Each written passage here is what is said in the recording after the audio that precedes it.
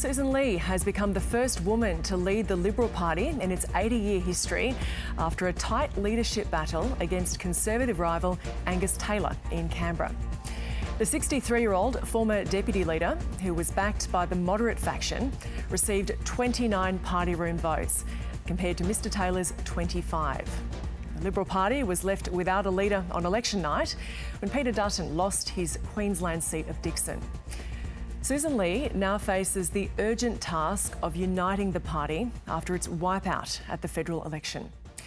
Now, joining her in the leadership team is Ted O'Brien, who was elected deputy leader over Phil Thompson. And while that vote was underway, the New Look Labor ministry was sworn in at a ceremony in Government House. Anthony Albanese, who announced his reshuffled front bench yesterday, was sworn in as Prime Minister for a second consecutive term. So, of course, it's been a big morning in Canberra. Let's head now to Parliament House, where our political reporter Tom Lowry joins us to wrap up this for us. So, Tom, how tight a contest was this for the Liberal leadership?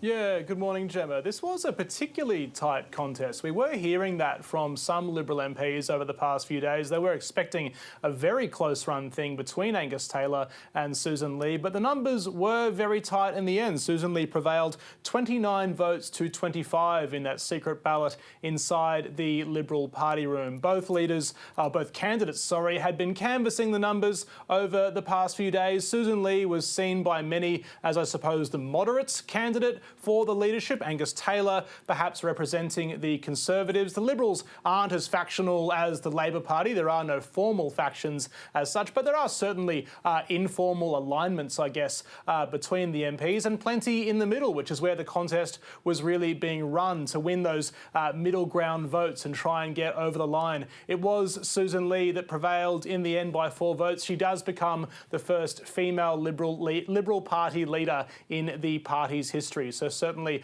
a bit of a moment in history there. She's been in the Parliament for quite some time. She's a veteran of the Parliament, elected back in 2001 as the member for the New South Wales seat of Farrer. She's held cabinet roles in the Howard government, the Abbott government, the Turnbull government and the Morrison government as well. So a veteran of many Liberal front benches too. So someone who has been around this building for quite some time and is well known to her colleagues in the Liberal Party room, now ascending to the leadership, overcoming Angus Taylor, who was, of course, the Shadow Treasurer under Peter Dutton's leadership as well, another very senior figure too. There was also a race for deputy leadership. We were expecting to see Jacinta Nampijinpa-Price as part of that contest. She had said she would run to be Angus Taylor's deputy, but it seems that when it became clear that Angus Taylor wasn't going to win that ballot or hadn't won that ballot, she withdrew her nomination or simply didn't nominate at all. It was a race between Ted O'Brien, the Shadow Energy Minister, who really drove the Liberal Party's nuclear policy under Peter Dutton,